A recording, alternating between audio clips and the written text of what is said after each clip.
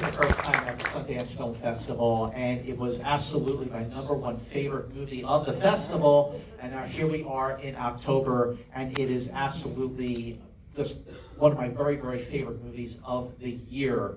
The movie has gotten a 99% score on Rotten Tomatoes. If you ask me, it should be 100%, but 99 is really good. And the movie has made a little more than $17.5 million at the domestic box office. And our guest of honor, who is given an amazing, revelatory performance in her first lead role, is a SAG Award nominee with the cast of Crazy Rich Asians. Please welcome Awkwafina.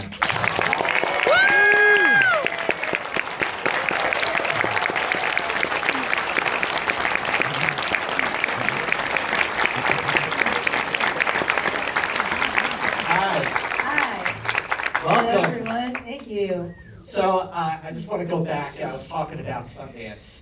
I love the discovery of Sundance. You never know what you were going to get. There's no buzz on anything, and everybody at that festival, just my favorite festival, and seeing the farewell there just a few months after I had seen both Ocean's 8 and Crazy Rich Asians, and to see you in this film, it was just like, wow. What was it like to have the movie premiere there and to have the reaction that it's gotten? It was really cool. I'd never been to Colorado, Utah. Where was it? Oh my God, they're gonna kill Close. me. They're gonna kill me. It was amazing. I think when we were first shooting the movie, we didn't know where. Like we had no idea. We just knew that it was a story that really affected us, and it was a story that we very honestly told in China in 5 weeks. So to see it being received is it's incredible. Yeah. Well, it's obviously a very personal story for writer-director Lulu Wang. Yeah. Now, how common is it for people to withhold that kind of information from loved ones when it's like really, really serious like that? It was something that I still battle with. I think the lie is from a Western perspective is a bit controversial. I don't think I could do that to someone I loved, and it was something that I battled with a lot. But it wasn't until when I got there and I started to understand kind of Eastern views of reverence and protection and respect. A lot of that has to do with the lie, and it's wanting the group to carry someone's pain instead of giving it to them for them to carry. So it really took me going there and kind of understanding the story more. I understand each perspective. Yeah. Well, as an actor, 2018 was absolutely a breakthrough year for you as a performer, and to get to do something that was so fundamentally different from the two big movies that you had done that year. So the question is, when you are going after something that you want really bad, that is completely different from what you're better known for, how did you convince Lulu Wang that you're the one for this role, for Billy? I still don't. I have no idea. I told her, straight up, I was like, listen, you've seen my movies. And she was like, I haven't seen them. I was like, no? Okay. So forget it. But yeah, I was very, very insecure about drama, looking at it like that. Especially, I'm relatively new to all this. I think the only thing that I did know is that, being raised by my grandma, I lost my mom at a young age, and I knew that relationship was so familiar to me, and it was something that I felt like I had almost been studying for my whole life, as opposed to just taking a couple classes or something like that. It's like it was very real in that way. But yeah, I doubted myself. I was like, Lulu, I'm not gonna be able to cry. You try to make me, I can't do it. Well, So you have that kind of point of connection that is personal. then they come out while we were blocking. I was crying. Yeah, it's real material. It's real stuff. Yeah. But because it is I would say it's a dramatic performance, which it is. But at the same time, you're watching the film, and there are very dramatic moments in the movie, but you kind of laugh. Is it okay to laugh?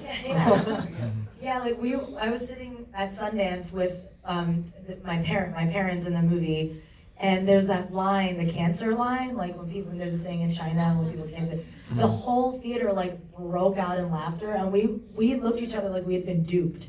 Like was that a joke? And like we didn't even know, and like we're crying. We're all crying right now, like. So yeah, to see what people like yeah, and I think that is like the absurdity of real life. It's the absurdity of like the most dysfunctional Thanksgiving that you've ever had, or the absurdity of like meeting your family and like being with them and they're all embarrassing, and it's real life. And I think that's really what's special about this. It's so ripped from that, and it's so honest. It doesn't want to cater to anything. It's not gonna fill any like hole that it might leave you having. It's real. Well, I think that the honesty of the film is, it transcends the culture. Yeah. It is universal. It is relatable. And there's also something about the honesty of the film, the genuineness, that, like, it's the third time watching, I felt like, this almost feels like Third time, huh? Third time. That's a lot. That's more than Avengers. Okay. Give me some Avengers only twice. Well, only twice. Okay. But there's something about the honesty of it that makes it feel like a documentary.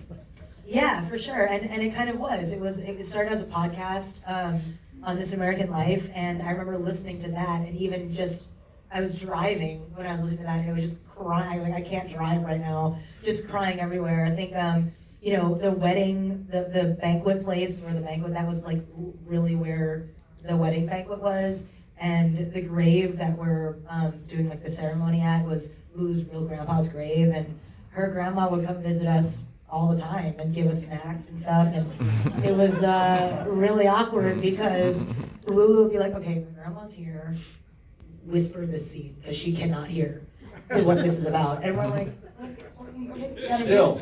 Yeah, so it almost became all of our, we all had to protect her, but yeah, it was interesting.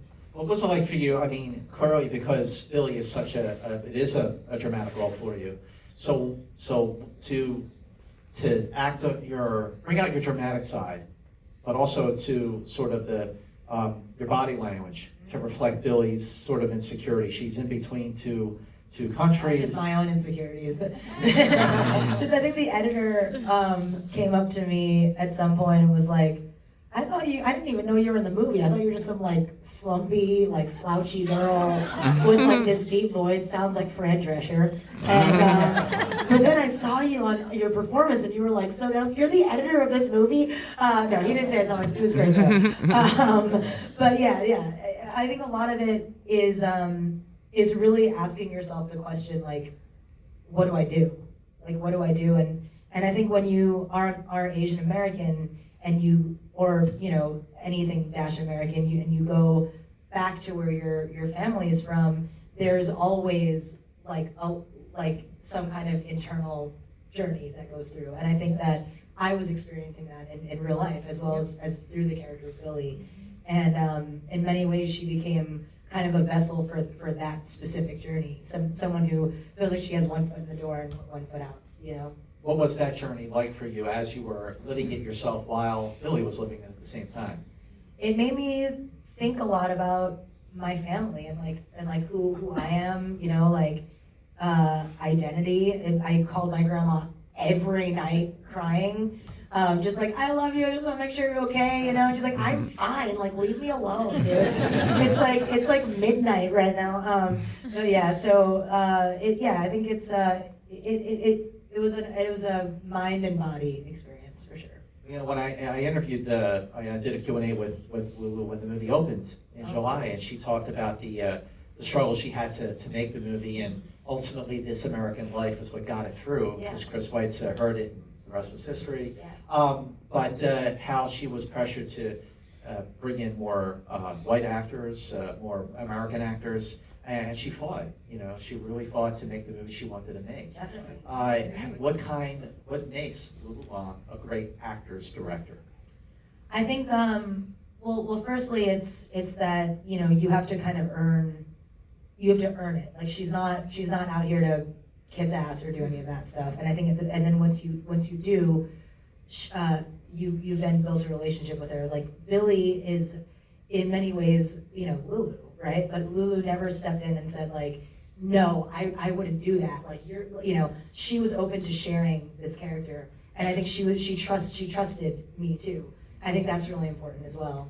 And it was really cool just to be directed by an Asian American woman. I mean, someone that is so in charge of their own narrative. Yeah, thank you. She's incredible. To watch it is incredible, and the way that she kind of transcribed it over to film is amazing as well, because it translates. Yeah. You know, and as you've seen these last 2 years, as you've been taking on bigger roles, Ocean's 8, Crazy Rich Asians, and now this. And I looked at your IMDb page. You're busy. You got a lot of fun stuff coming up. I can't wait. And just sort of the representation that you've been getting. That's got to be so rewarding that you've been doing the work and taking chances too. Yeah, for sure. I mean, I always said that anyone who's ever hired me has taken a risk. That's what it is. I'm risky, and I think what I want to prove is not that I got here, is that I want there to be so much more. I think there's so much room, and I think when I was young and I would watch TV, I think the closest things that I had, aside from Lucy Liu, Margaret Cho, Jackie Chan, obviously, was like Miss Swan. Like I didn't have a lot, so. You remember shout out Miss Swan. There wasn't a lot out there, and I think that impacts the way that, first of all, you see yourself in society, what is possible for you, and also it affects how people treat you too. I want there to be a lot more actors of people of color, women. I just want there to know that when they see me, it's possible for them.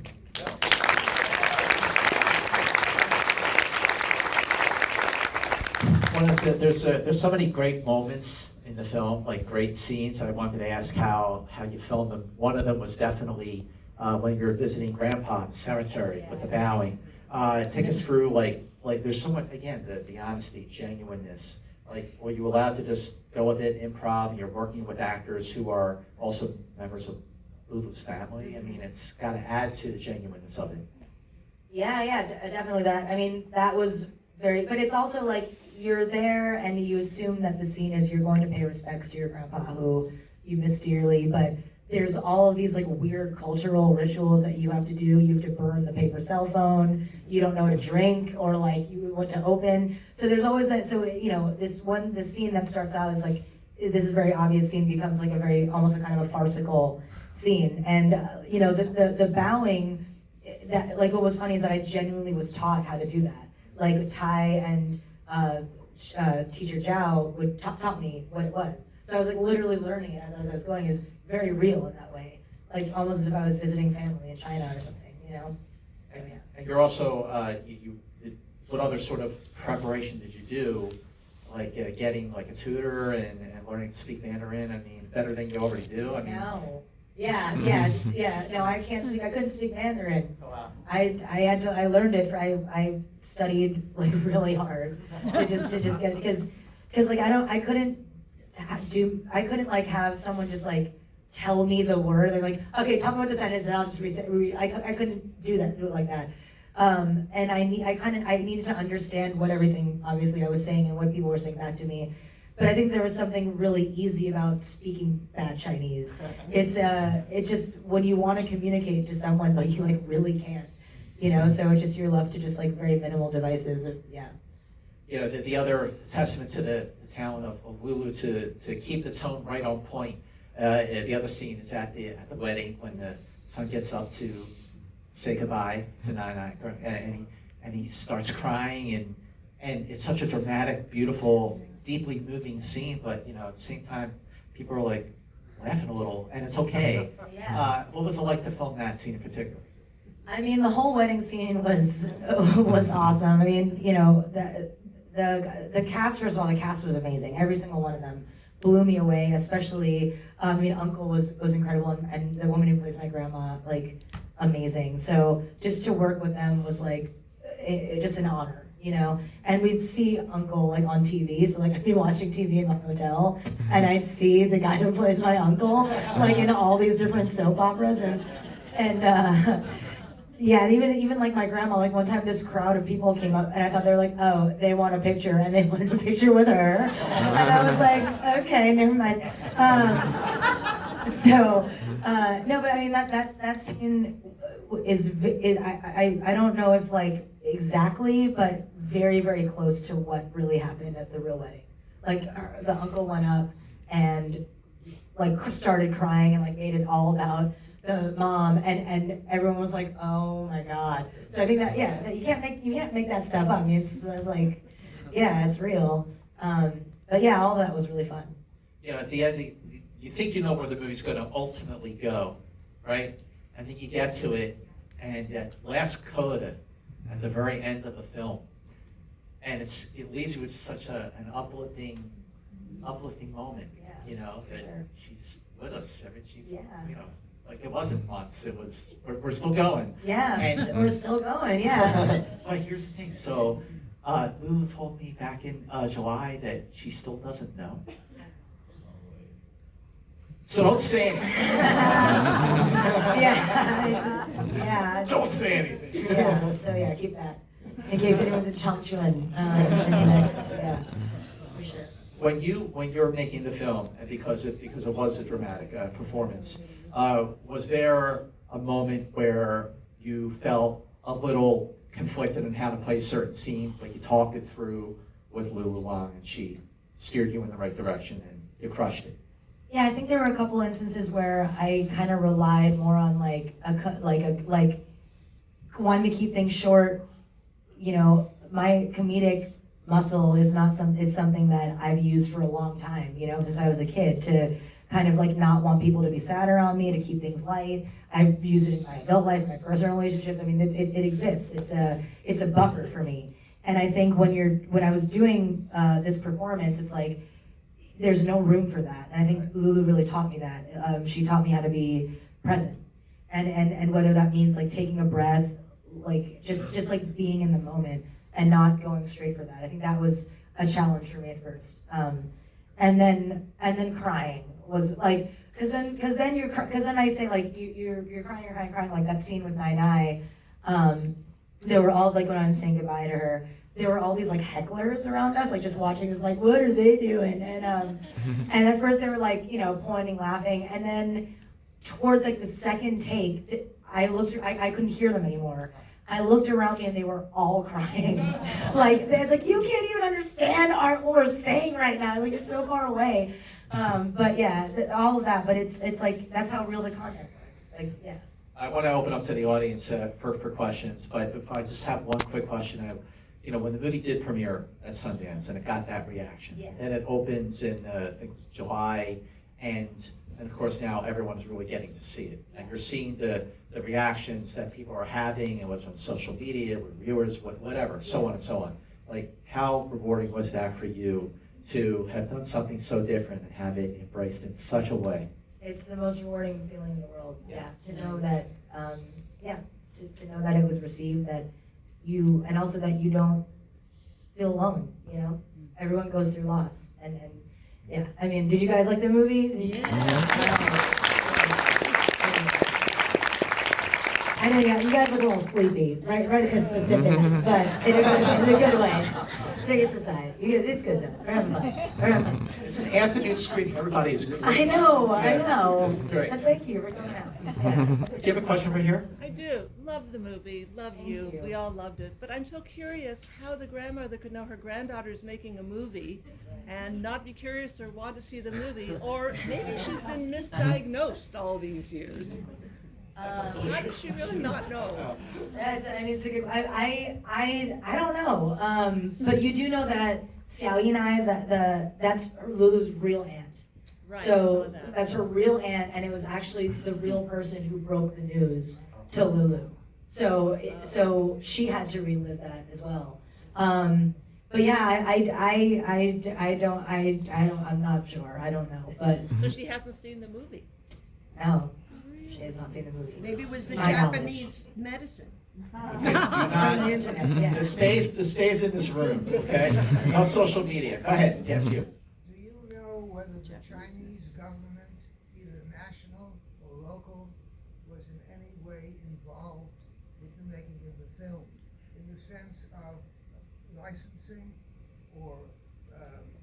approval? Was the Chinese government involved in making the film in terms of licensing and approval? I'm not sure of the specifics of that. I'm sure we had to get permission at some point for certain locations, but yeah, I'm not too sure. Yeah. That's a good Lulu question, actually. Yeah. Yes. Hi. Hi. What did you feel the significance of the birds was, personally? Significance of the bird in the hotel room? Yeah. There were a bunch of birds. Yeah, there were, yeah. When I first asked Lulu, and that's I should actually ask her again. I thought that it resembled to me some kind of omen or some kind of you know, and it was very very strategic both in New York and almost this kind of transcendence between the two worlds. But yeah, that's I should ask her. I feel bad that I don't know exactly, but yeah. That's a good analysis. Yes, right up here in front. Just a fun question. Did you really go through the cupping? Yes! Because Lulu was like, you do cupping for half an hour, you did makeup for 4. And I'm like, all right, give me the cups. I carry a lot of heat, apparently. So that's good. That's good. No, but those things are real though. Like after you put them on, you're like tuckered out. You know what I mean? Like it's weird.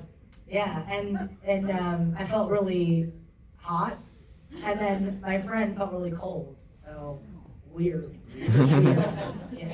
I just wanted to, you know, you have Little Mermaid, okay, and you've got your a show, a TV series. You know it. What's the TV series called? Nora from Queens. Nora from Queens, Yeah. and you know, like the success that you've had these last 2 years now, especially.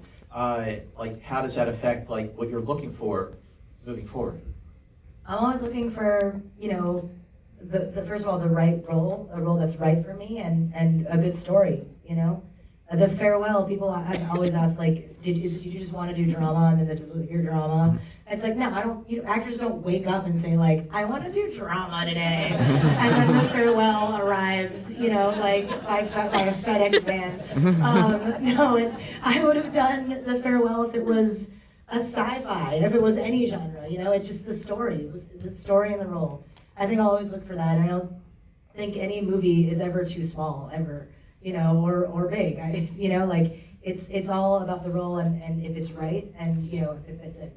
If it's right, is it just like a gut feeling where you can just like trust your guide, or it's maybe something you were thinking about going in a different direction? Like what is the right? Like how do you always know when it's what's right? I think something that, first of all, that maybe that you relate to, or if you don't, something that like moves you is provocative, right? A role that intrigues you. But then I think there's another layer on top of that, which is, am I capable of doing this? Like, am I going to do a good job? Am I going to steal the job from someone who can like do it actually really good? So you have to ask yourself those questions. I think like, you know, you never want to let a performance go to waste. I think, yeah. Absolutely. Yeah. Well, one thing that you can go on social media about is to keep spreading the word about the farewell. So make sure you go on Twitter, go on Instagram, go on Facebook. Go on the MySpace. Go on the Tinders. Go on Friendster. You Go know? on the Friendsters. Go on the farmers only. Whatever it takes. Whatever it takes. Ladies and gentlemen, Awkwafina.